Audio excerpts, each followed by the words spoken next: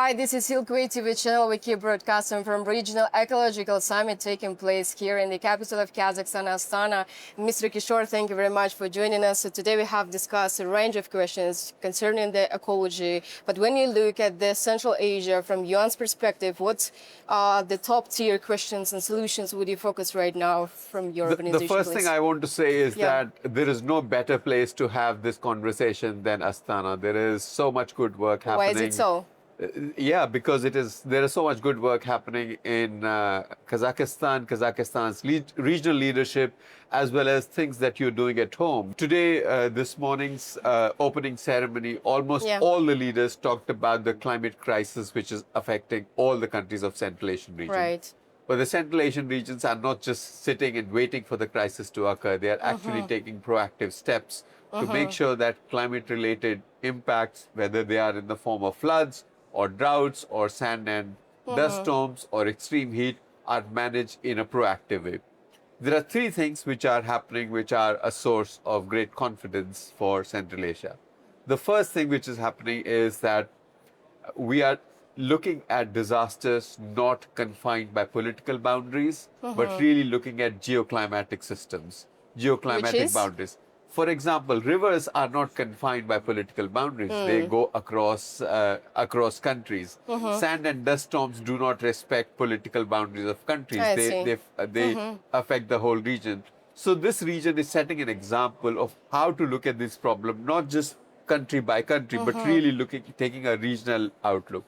Right. The second is that there is a lot of new imagination here about how to finance some of the work on disaster risk reduction, some of the work that needs to happen on climate change adaptation. So there is new imagination here.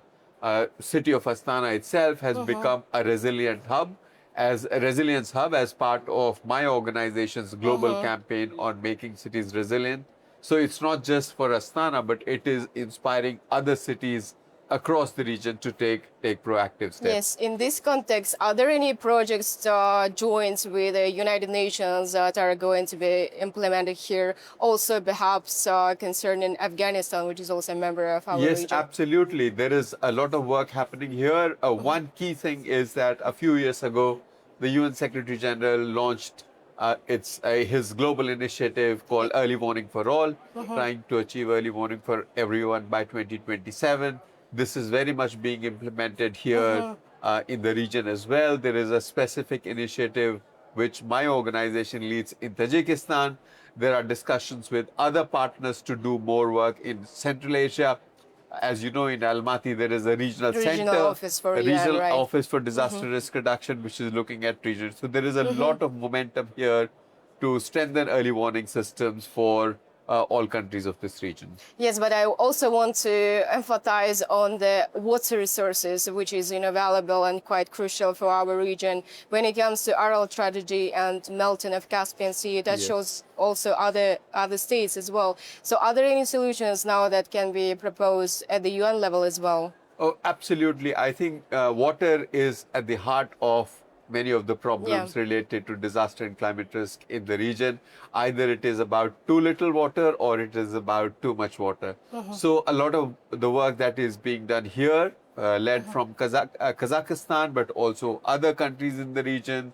There is going to be a water forum in Tajikistan shortly. So there is a lot of work on happening water. If we are able to deal with the water problem, if we are able to manage water resources effectively and manage both the situations, the situation of too little water as well as situation of too much water, then I think we will be taking care of a major portion of disaster and climate risk for the region. And now with the rise of AI, we also have some digital solutions to just have sustainable solutions.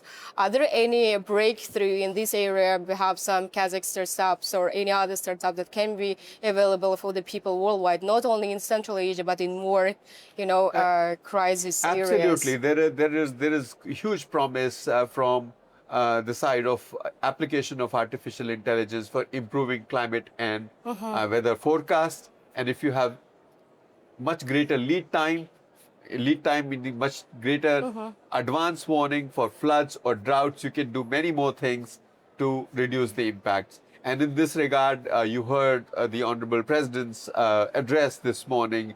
There is a very high level of commitment to bring to bear the promise of artificial intelligence and other technologies, digitalization to benefit people, not doing technology for the sake of technology, but really making it people-centric. So I'm quite inspired by what I've heard from the leaders, including your president this morning, as to there is a political will to turn all of these developments into something which actually serves common people. Yes, thank you very much for joining us. Thanks for having me.